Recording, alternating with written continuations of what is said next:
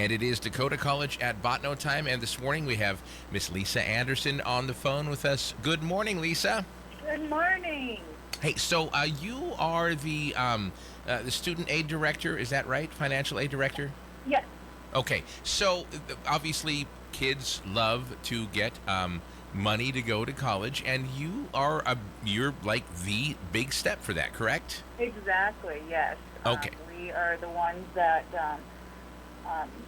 process their FAFSAs, which is a free application for federal student aid, in order to qualify for like unsub loans and sub loans and Pell Grants and things like that. You need to fill out a FAFSA.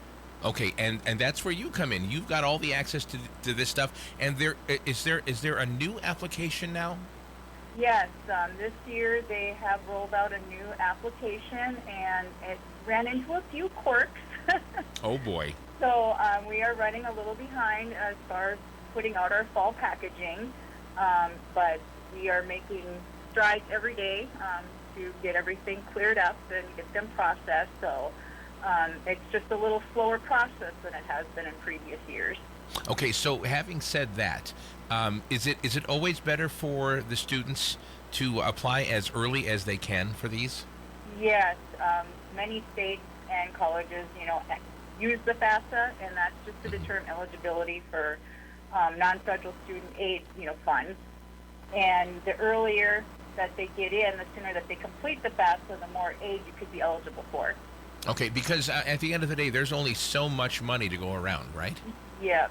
And the FAFSA, typically they open October 1st of each year for the following academic year. So the sooner you get it done, the better off you are. Is there a deadline that you can file until? The deadline, they keep pushing it back with all the little quirks and stuff. Okay. So it changes from day to day.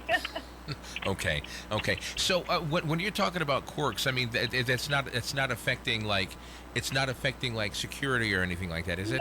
No. Okay. It's just figuring out how much each person could be eligible for, and just different calculations and stuff. And they've changed certain things from like estimated family contribution. Now it's student aid index. So they've just kind of changed a little bit.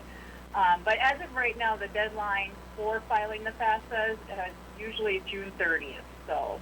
Okay, and which is coming up towards right in the middle of the summer. Yeah. So you've got the access to all this stuff. Is it like can it still be a paper form, or is it just easier to do it all online, Lisa? It is easier to do it online now because they do ask you to they ask for permission to attach your tax documents.